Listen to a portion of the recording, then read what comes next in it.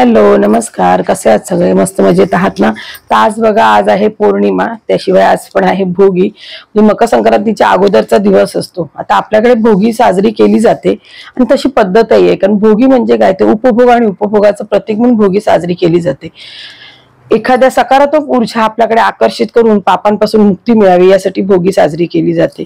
तर ऍक्च्युली भोगी म्हणजे खरं तर काय आहे, तर आजच्या दिवसापासून जे आपल्या काय आयुष्यात म्हणतात ना, जुन्या नको असलेल्या वाईट गोष्टी, सवयी, वाईट एखादी गोष्ट, संगत सोडून देऊन नव्याची सुरुवात करायची किंवा नव्या गोष्टी अंगीकारायची, हा खरं तर भोगीचा खरा उद्देश आहे. या दिवसापासून एखादी व्यक्ती सर्व भूतकाळातील नाराज असलेल्या किंवा चुका ज्या असतात ना, त्यांना निरोप देते आणि जीवनाकडे सकारात्मक दृष्टीने बघते.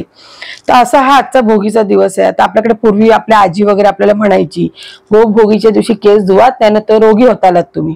त्याच्या मागचा उद्देश फक्त एवढाच असायचा की आपल्या पूर्वजांनी ह्या ज्या प्रथा वगैरे केल्या ना, ह्याच्या मागे त्यांना शास्त्रीय दृष्टिकोनातून त्यांना म्हणतात ना, सांगता येत नव्हतं, पण त्यांनी या सगळ्या प्रथा आपल्या देवाशी रिलेटेड जोडल्या होत्या. पण त्याच्या मागे त्यांचा उद्देश फक्त चांगलाच असायचा नेहमी. आता केस धुण्यामागचं खरं कारण काय होतं, तर आपल्या शरीरामध्ये जी नकारात्मक शक्ती असते किंवा नकारात्मकता असते ना, ते निघून जायची. त्याशिवाय आपल्या जे विविध रोगांपासून आपल्याला मुक्तता मिळावी, हा त्याचा उद्देश होता. पण ते त्यांना सांगणं तितपत जमत नव्हतं म्हणा, किंवा म्हणतात ना, पूर्वीच्या काही तेवढं लोकांचं शिक्षण नव्हतं, लोक निसर्गाशी जोडले गेले होते. त्यामुळे निसर्गाशी काय असायचं त्या हिशोबाने सांगितलं जायचं. या दिवशी काय असायचं, तर दिवस मोठा होत जाणार होतो आणि आता रात्र कमी होत जाते, म्हणजे लोकांच्या शरीराचं तापमान पण एक चेंज होणार असतं. आजपासून लोकांना म्हणतात ना, एक कामाचा वेग पण असतो ना, तो वाढतो, शरीरातले बदल आपल्या घडत असतात. आणि थंडीत मध्ये बघा, थंडी अशी जशी ओसरायला लागते ना, तशी तशा भाज्या पण बाजारात भरपूर येतात.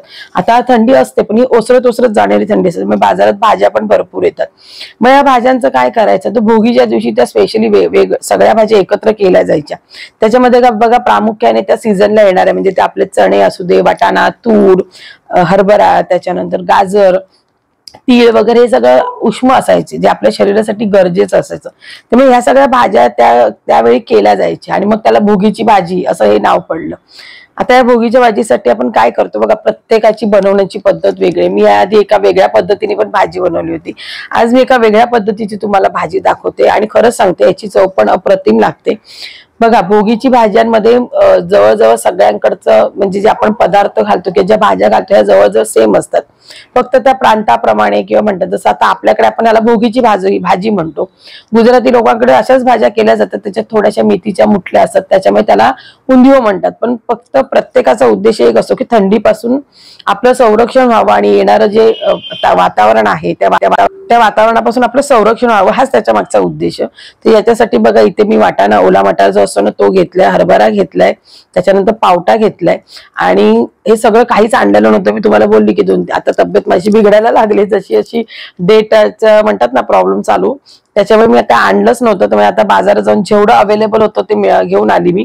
त्याच्यामध्ये ज्या भाज्या, कारण कसं ही भाजी ना आपण थोडी थोडी जरी आणली ना तरी ती खूप होते, त्याच्यामुळे घेताना तुम्ही थोडी थोडीच घ्यायची आहे, कारण ती आपण सगळ्या भाज्या मिक्स करतो, त्याच्यामुळे त्याच्यामध्ये कसं भरपूर भाज्या होतात आणि मग तेवढ्या भाज्या खाल्ल्या पण जातात शरीरासाठी आणि ते चांगल्या असतात शरीरासाठी.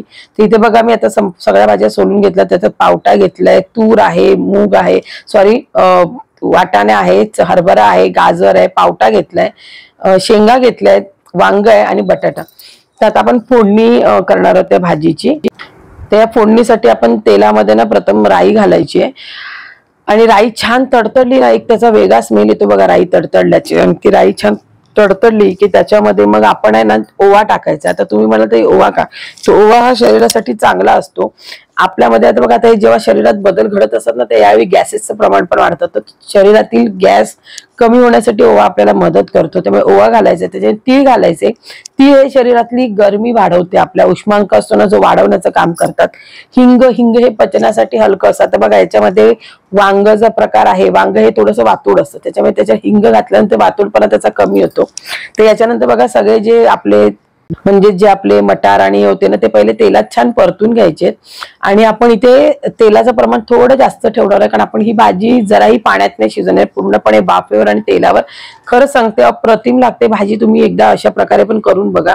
ते हे जे आपण जे घातलेत ना हे ते सगळं थोडा वेळ ना वाफेवर होऊ द्यायचे. आणि इथे आपण एक वाटण तयार करतोय, त्याच्यासाठी आपण तीळ घेतलंय, थोडंसं खोबरं घेतलंय आणि शेंगदाण्याचं कूट घेतलंय. हे तिन्ही वाटून घ्यायचे. बघा शेंगदाणे पण आपल्या तब्येतीचं म्हणजे गरम असतात, उष्ण असतात, तिळही उष्ण असतात आणि खोबरं, त्याच्यामुळे आपल्या म्हणजे शरीरातला जो उष्मांक असतो ना तो वाढतो. त्याच्यानंतर या सगळ्या भाज्या आपण घालून घ्यायच्या, कारण ते वाटाणे आणि हरभरा शिजायला थोडा वेळ लागतो. मग एक 10 मिनिटं ते आधी वाफेवर करून घ्यायचं आणि मग या सगळ्या भाज्या परत आपण वाफेवर ठेवणार आहोत आणि छान अशा होऊ द्यायच्या आहेत. बरेच जण याच्यामध्ये ना पाल्याच्या भाज्या पण घालतात, काही ठिकाणी पालेभाज्या घालण्याची पण पद्धत आहे. मी म्हटलं ना ज्याला जशी आवड तशी, पण ही भाजी खा, भोगीची भाजी या सीझन मध्ये तुम्ही खा, कारण ते आपल्या शरीरासाठी चांगली असते. तर आपले जे घरातले रोजचे जे मसाले असतात ना तेच घातले आहेत आणि छान ती भाजी होऊ दिली. आणि त्याच्यामध्ये जे आपण आता थोड्या वेळ ही भाजी 10 मिनिटासाठी होऊ द्यायची आणि त्याच्यानंतर आपण त्याच्यामध्ये वाटण घालणार आहेत. तर अशा ह्याच्या जसं ऋतुमान बदलतो ना, जसा ऋतू बदलतो त्याप्रमाणे आपल्या शरीराला त्या गोष्टींची गरज असते, ती गोष्ट आपण केली पाहिजे, ती खाल्ली पाहिजे. म्हणून आता बघा मकर संक्रांतीमध्ये तीळ जास्त खाल्ले जातात. तर अशी होती आजच्या भोगी सणाची जी काय मला माहिती होती ती मी तुम्हाला सांगितली. तर प्रत्येकाला सगळ्यांना भोगीच्या हार्दिक हार्दिक हार्दिक शुभेच्छा. कसा वाटला व्हिडिओ नक्की कमेंट करून सांगा आणि व्हिडिओ आवडल्यास नेहमीप्रमाणे व्हिडिओला लाईक शेअर सबस्क्राईब करा. आणि अशा प्रकारे भाजी सांगते खरंच करून बघा, छान लागते, अप्रतिम लागते. चला तर मग बाय.